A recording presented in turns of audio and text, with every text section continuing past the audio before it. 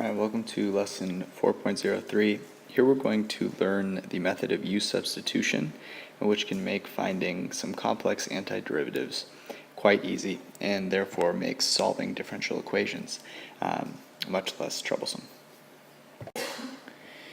Alright, let's get started here. Simple question for you: which of the two differential equations written here would you rather solve and why? So you might actually want to go ahead and complete the first step of solving these differential equations, and that should help you formulate the reason why you would choose one over the other. Alright, so just by looking at it, it's pretty simple. The one on the right really has a lot less going on. And so finding the antiderivative of negative e to the u seems to require a lot less work than finding the antiderivative of sine x e to the cosine x dx. And therefore, it would be much easier to solve for this solution y than for this solution. But upon a little further inspection, you might notice that these look pretty similar. Both of them have e to the something, right? Here I have e to the cosine x, and here I have e to the u. And if you think about it just a little bit more, you might notice that cosine x and sine x are sort of related as well, in that, the derivative of sine x is cosine x. And so you might think to yourself, these might not be so different after all. And in fact, they're not. Both of them can be solved just as easily as the other. In fact, we can take this antiderivative problem here and make it look just like the antiderivative problem over here. And by doing so, we can take what isn't so pleasant of an antiderivative problem into a pretty simple antiderivative problem. So let's think about how we can do that here. Notice that the big glaring difference is that here we have e to the cosine x and here we have e to the u. So it's pretty clear that to go from one to the other, I need to define a new function, u, which is cosine x. So let's do that. Okay, so now I have my function u, it's cosine x. So if I rewrite this antiderivative in terms of u, I'll have e to the u. But I would still be left with sine of x dx here, and I don't have that over here. Here I want in terms of u, right? So I want my du, the differential of u. And here I have the differential of x. So I need to change that. Well, in order to come up with an expression for the differential of u, I need to take the derivative of my function u. So let's do that. Let's take the derivative of u with respect to x. Well, doing so gives me du dx is equal to negative sine of x. And that's great because now look what I have. I have an expression with the differential of u involved, right? The differential of u with respect to x is negative sine of x. And so treating this as a fraction, even though it's theoretically not a fraction, but it works just the same way, we can multiply each side of this new equation by the differential in x, so that we'll have du all by itself. You can see I've done that here, simply multiplying by the differential of x on both sides. And now we're in great shape, because I can take this whole antiderivative right here, and I can rewrite it in terms of u. Cosine of x becomes u, and sine of x dx is basically du. The only difference is that du is negative sine of x dx. So I have to multiply both sides here by a negative. And now I can see that the remaining portion of my antiderivative, of my integrand, sine of x dx, is exactly negative du. And so my antiderivative problem becomes the antiderivative of e to the u times negative du. And if I simply factor out the negative, which I can do because I can factor out any constant from any integral, I'm left with negative the antiderivative e to the u du, which is exactly the same problem we said would be much easier to evaluate at the beginning. And so now we can go ahead and actually find this antiderivative. The antiderivative of e to the u with respect to u right, is just going to be e to the u. So we have negative e to the u plus c. And now we can go back and we can say, okay, now that we've anti-differentiated, I would like to rewrite my expression in terms of x, because that was originally what I wanted. I wanted a function in terms of x. Well, I know u is cosine x, so I can simply rewrite this as negative e to the cosine x plus c. And that is the solution, or general solution, to this differential equation. And this is the method of u substitution. And you can see that it will take an antiderivative problem that seems at first a little cumbersome and can make it into an antiderivative problem that is not so bad, one that you might actually enjoy finding the antiderivative of. So let's go ahead and make this process more formal so that we can apply it in different situations. All right, anti-differentiation by u substitution. And I should say out front that we're going to use u as the variable that we use to make our substitution. It doesn't have to be u. You can make it anything you want, but it is just a common use that u is the variable that you will use if you can to make that substitution. So the process consists of defining a new function u such that the integral that we're trying to evaluate can be written in terms of u and du, right? When I say in terms of u, that means you have to have a function of u and the differential has to be du. You can't have a differential x. So there's a couple of things that you want to note here. This means that your choice of u needs to have a derivative that is also in the original integral.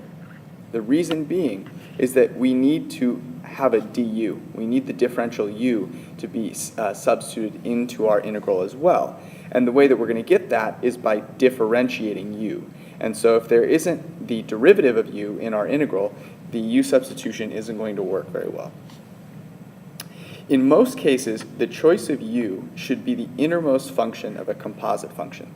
And you'll see what I mean by that as we go through. But when you're looking at functions like the square root of x squared plus 2, for example, the innermost function there would be x squared plus 2, because it's inside the square root. And oftentimes when you're making a u substitution, the innermost function will be the function that will be your u, and when you take the derivative of it, you'll get some piece that is outside of that composite function. All right, if upon substitution you are not able to change the integral entirely into integration with respect to u, then you must use a different u. And what I mean by that is if you make your u substitution, you substitute u and du into your integral, and you don't have all of the x's taken care of, there's still some x's there, then that u substitution is not going to work. Your integral needs to be rewritten entirely with respect to u. Okay, so here are the steps. First, you want to analyze the integrand and choose u. You want to take the derivative of u with respect to x so that you can solve for du. Then you want to rewrite your integral in terms of u, and that will mean substituting in u and du. And one note here that you want to keep in mind is that when I rewrite in terms of u, I may have to multiply du by a constant so that I get exactly what I need in my integral.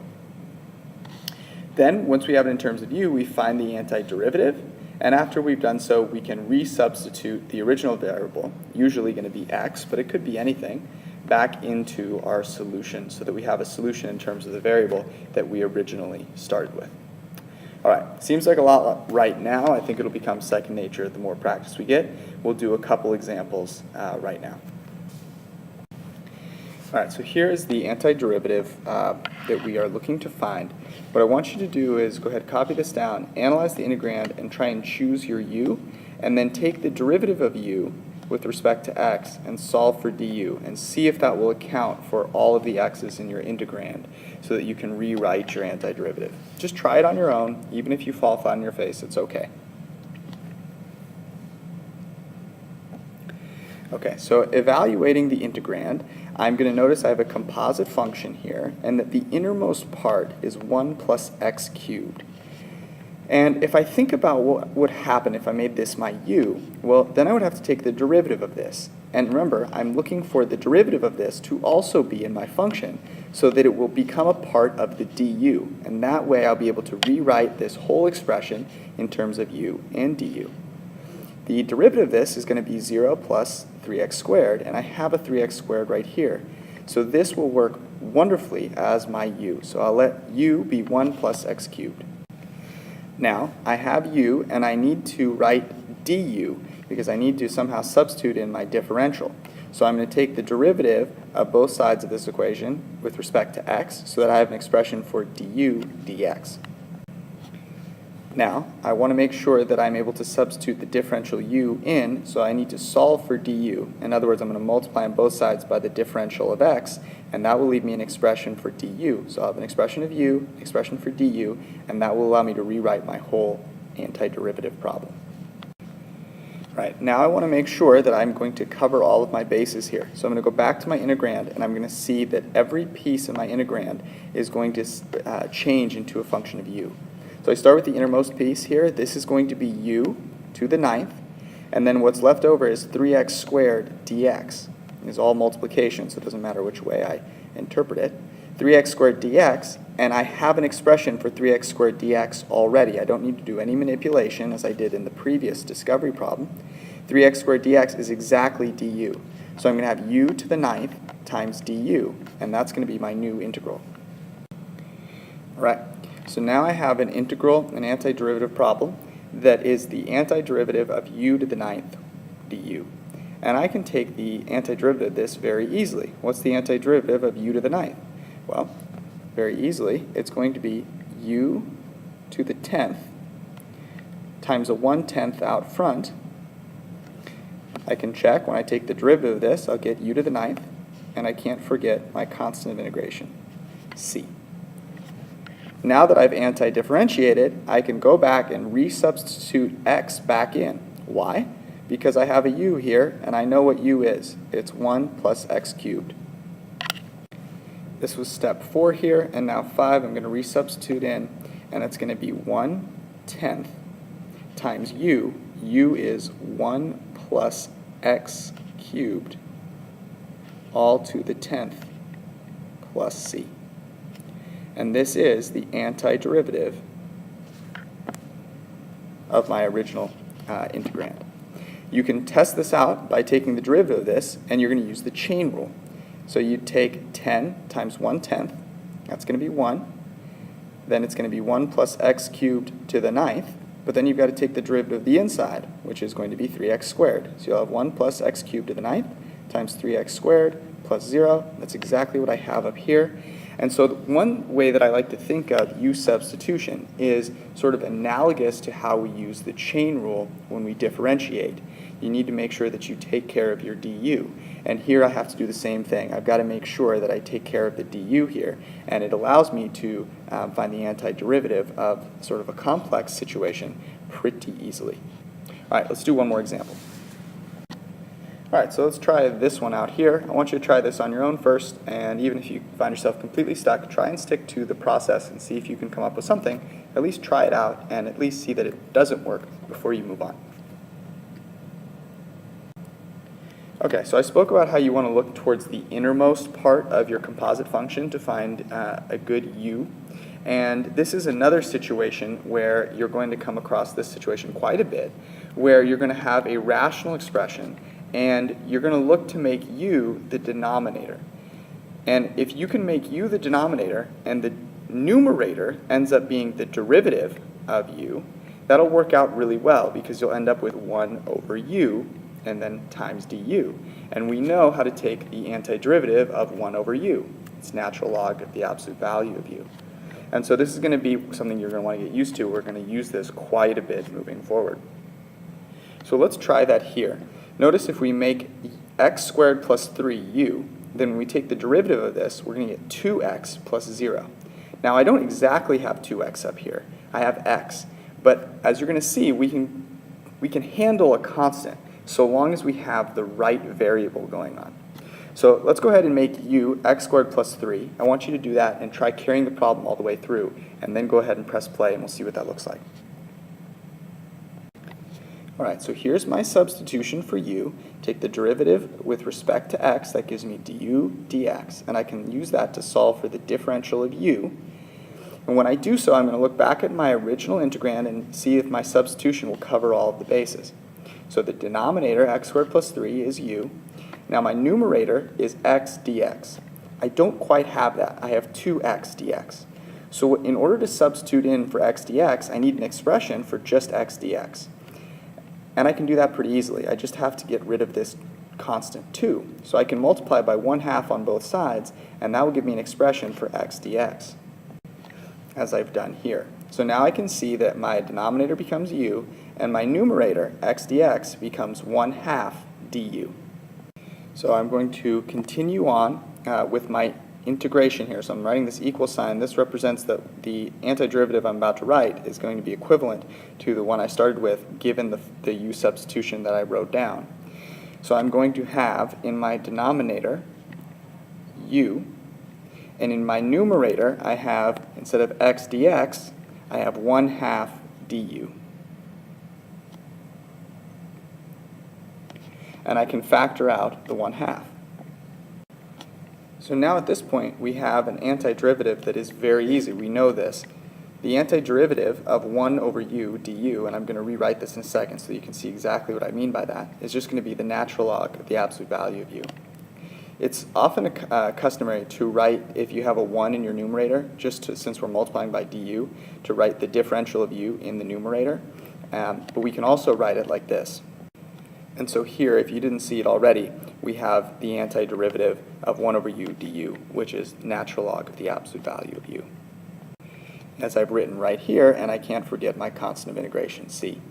So now that I've antidifferentiated, I can go back and I can rewrite my answer now in terms of the variable I started with, which is x, and I can do that easily because all I have is a u, and I know what u was. U was x squared plus 3, so my expression is going to change to 1/2 natural log of the absolute value of x squared plus 3 plus c, as I have written right here. Now you'd be fine to leave your answer like this. However, you want to notice you have these absolute value signs here, and in general we'd like to not have those absolute value signs if we don't need them.